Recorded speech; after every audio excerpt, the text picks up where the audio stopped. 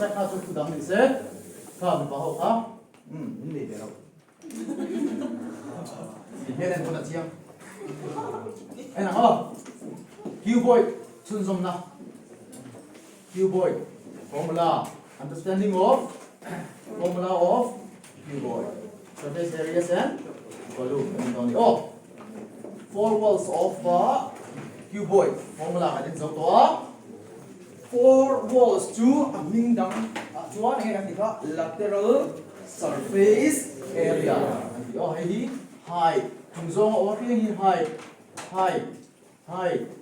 cái gì anh em cái gì dòng cái height cái gì à pola cái gì dòng gì length cái gì có ta pali gì là đồng ta này pali oh chuan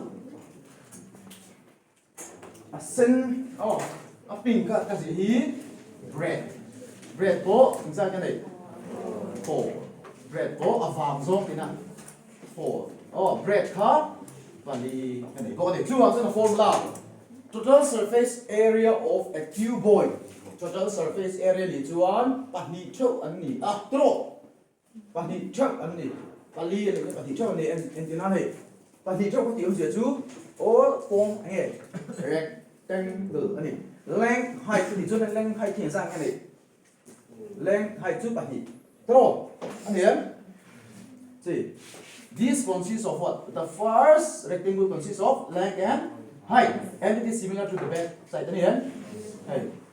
Height and length. These two consist.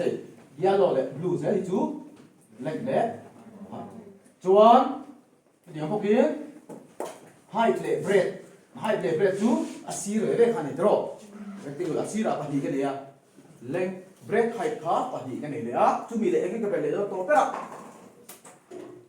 Anh quay đấy, anh quay ở chúng ta là length lệ nghe, bread, sen hi bread, length là bread, đúng anh quay để cho chúng hi hay hi, length tức là có luôn hi, đúng length and bread, chuan total surface area of cuboid đã chuan 2 times length breadth plus breadth height plus length height, formula làm chuan anh chúng ta sẽ tổ tổ, anh có phím rách đó đi length thật ni pani length pani cái này hình là chuột pani đi cái length pani ôm này rồi hey poli 1 2 3 4 chuột này chu tăng gì cái này bread po pani này hình là chuột chu ra 4 cái bộ cái height po pani chuột gì vậy formula của all em là cái chuột lateral surface area to four walls cái bộ này abang pani cái chuột ở trung lâm tel lầu chúng ta đi trung lâm tel lầu em bố bu ở vùng về thì chuột chu tin nghe anh tiêm anh đi chuan nuôi ông tiêm xí ông tiêm đó xí ông tiêm đó chung ông tiêm này bạn đi kiếm lâu ông tiêm chuan four walls thôi này chỉ là chuan mà sẽ tám point lateral surface area chuan chút tiền shape thành hình ai là bao anh shape để chuyên chú chúng lại với rong đuổi là tại hệ với qua xí cái đấy ta phải cẩn thận bóc trò mà sẽ rong hình chín hiện rồi đấy tụ về ông biết là ta sẽ plain bóc ta sẽ đây giống số hàng người hay là giống số hàng người đâu nó hay là giống số hàng người cần đâu nó chuan cái này bịt bọc mà hiểu bọc mà, rồi, ông thấy trong chuyện sang này tên là hạt, và thì, và thùng chuan cái này cả, và đi, chú four walls of a cuboid in này á, chú bảo chú lateral surface area, cái thì đây length height, rồi chú, chuan thì lệ ta là, shape hiện đâu được tiêu hình, wow, thấy chú length thì tổ lâu nha, nghe, breadth, height. Thế kia em, hey, length, height. Đúng John khai thá, breadth, height. Anh get đến lầu. Length, breadth, đến lầu. Đúng không? Thế kia em, chúng là hơi đến lầu chuan. Phải của chuan, bạn hiểu chưa vấn đề. Tạo chúng cái này tổ lâu vàng hơn. 2 times length plus breadth into height. Formula. Perimeter of rectangle, anh em multiply to. Height multiply bằng mấy đâu? Thì nó là perimeter of a rectangle 2 times the sum of length and breadth. Nhớ length and breadth equal khác vậy thì chọn là chết. Mà sẽ chú anh em có Q boy thì tôi vào anh em một tia lắm. Hay không? Ông mà multiply mấy tuổi tiền. Như thế này. Cho tiền đâu? Ok. All to John, do not 5 walls. So we can say 5 walls. 5 walls ka em han no pro. And tina 5 walls ka pero don a min hi nei be lo nei form lang hi. Na John creativity man ngai ta ni. 5 walls or min ko chu nga yeah, without surface area without surface area without swimming pool la te chu na chung lo tro na chin ngai lo tro la se hours ka endal la count la 1 2 3 4 ni du ka ko le ngai em ja na vai ka la se chung ko bo ro ka to tro I khu le jo teng ki ni do na swimming pool kan khu ngai lo tro so we have only 5 walls. And again, to surface area without the top or without the top or as one chung kan noi ga hoi ka tin da carpet ta pha de do chon rong ngai lo do ani le kan 5 walls no le if I have to apply a carpet but if I have to color the top and the other sides that means we have total 5 walls. To 2, hey, in the way, formula on 2 4 walls, hey, 2 times length plus breadth into height plus. Again, what is the top? That is length and breadth. Length, breadth, what is length, breadth? Rectangle. Again, length into breadth 2 again. Area of rectangle. I'm waiting, shape again. It is shape of rectangle. Ano yan? Mayroon ng rectangle pakat may pele nga siya. So area 2 length breadth. Pare. formula ha da mai mi lo di kan in ngai to ngai he ngai to che ma ti sa che wa che leng ka che hai ti che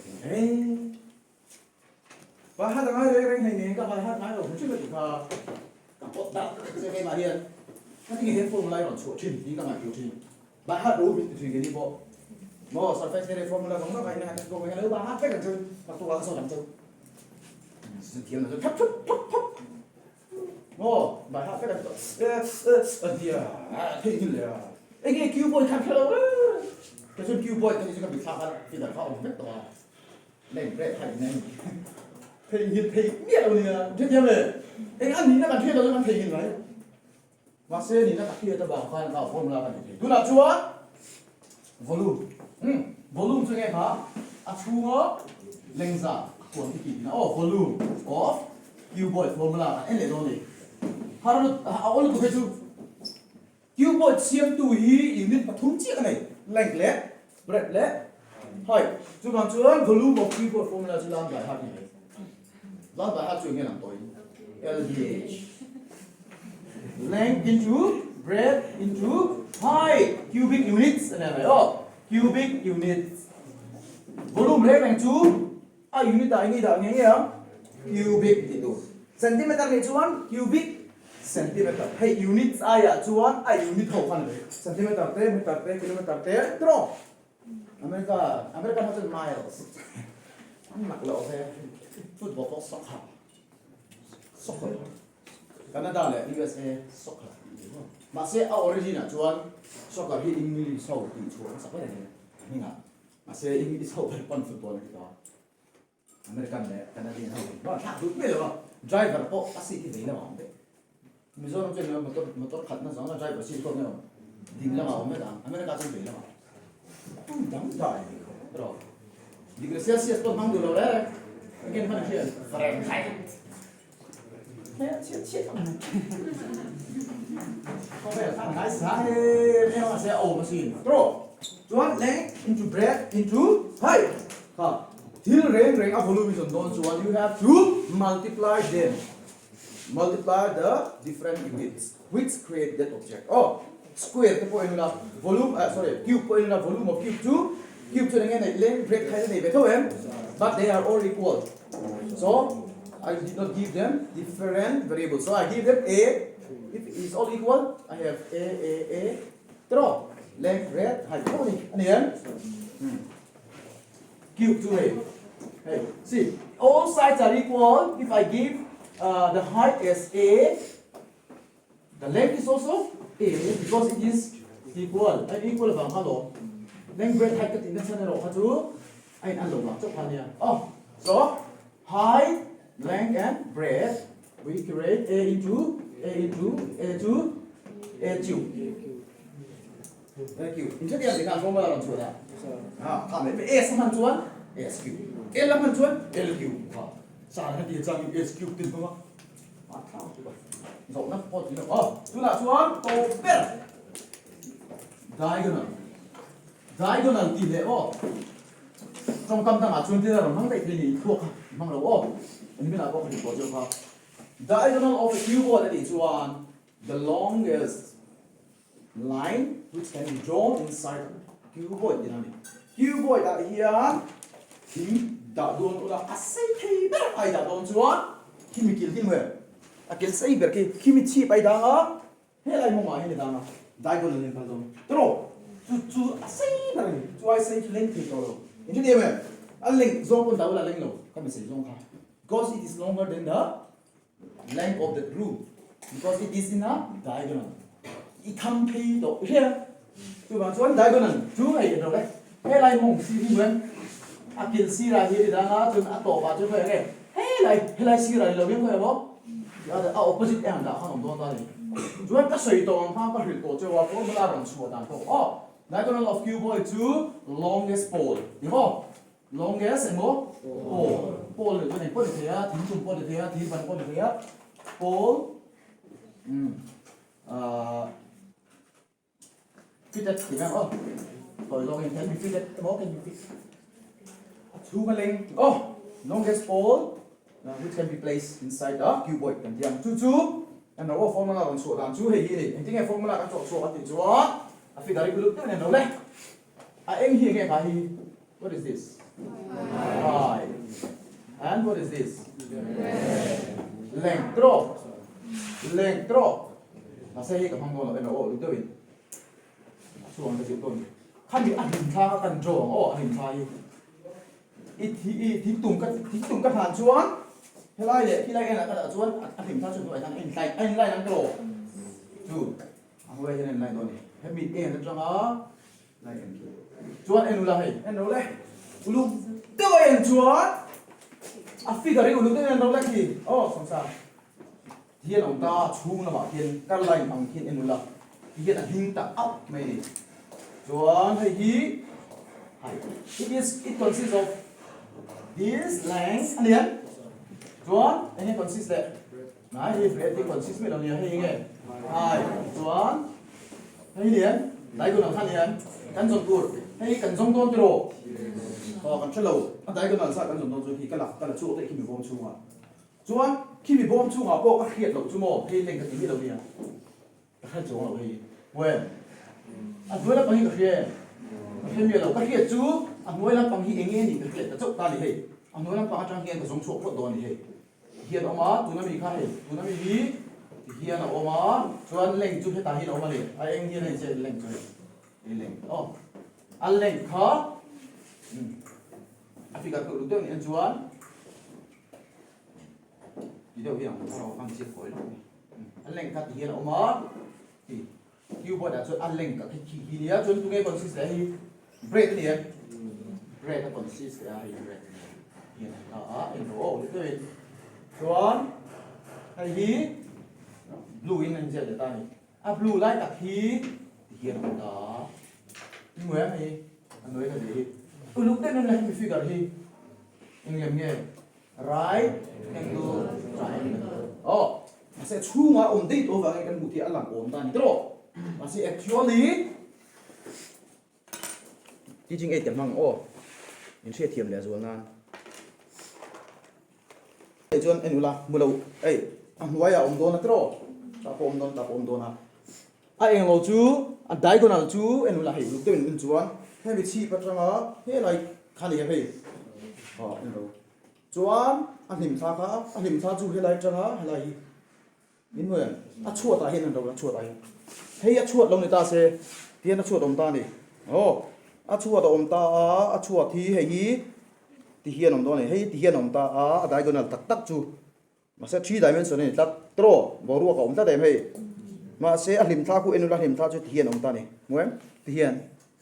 Trô diagonal of rectangle ni em tian a phek two dimensional chuan see it consists of and la hian in triangle nga siam right angle triangle hi length hi breadth two dimensional hi height ni lo nia thấy em đâu anh nghe hi breadth length le breadth ani chu ban chuan hay mi sei zong ka khiat chuan bo hay mi sei zong ka khiat chuan hei lại chu mi ka chu ka la khelo hay mi sei zong khiat chuan chu ka mi right angle triangle le mi ka chuak le don ta no lúc tới mình thiềm cái ring bị sấy in một thiềm em please lúc tục chuan hey Pythagoras theorem các bạn chuan right angle opposite mi hi he hypotenuse hypotenuse is always equal to root over the other two square anh em hay hi base ang ali hi nghe perpendicular ang ali hey perpendicular ang ali hi base ang ali chu bang chuan hey sei ber ali di a sei ber chu a sei ber hi diagonal is equal to square root of length square plus breadth square nguyên thiệt rồi thiệt em chu bang chuan hay sei zo hay lai pon sei zo hi bo root over length square plus breadth square kalau ta ni chuan en le tau le kan bet lai chu ascend hi ta ni dro nguyên hay ascend hi kan zong do ni ascend om nai lu te en chuan right angle triangle thôi ni nuang gi chuan hay la pang sei zo ki nge hai ni le hi root over length square plus breadth square chuan hay ka song hem anh opposite ang om 90 degree opposite ang chu ma chuan Pythagoras theorem không để thấy toàn này còn em kiểu mà vô practical à ôi tụi này chu anh liền cái này rồi mấy mẹ phải xem thể rồi mấy này chu ma chuan hay mình xây dựng chu diagonal xây dựng chu diagonal square này đúng không diagonal xây dựng chu square root of hai ta này square cái này là mình phải chuan square root là sao thì đó anh em hey a square is equal to 9 này chuan a to square root of 9 anh em một thiam này square cái bầu đây bầu đây chuan square root là sao ta này khi mình gì chu a thì chuan squaring both sides để làm gì là càng rồi em nói lên cho anh đi chuan này xây bề gần sông đô là đấy là chú xây bề này square root cái đã to vàng ít xây bề lâu như cái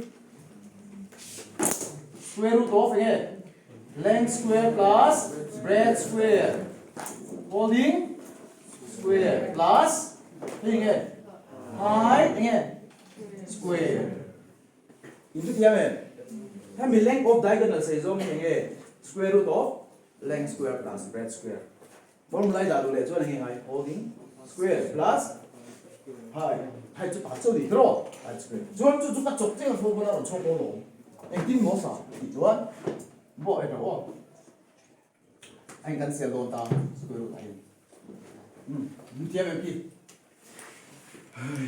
sao vậy đó lúc trước hiện là anh vẫn cái là anh đã chụp cái gì rồi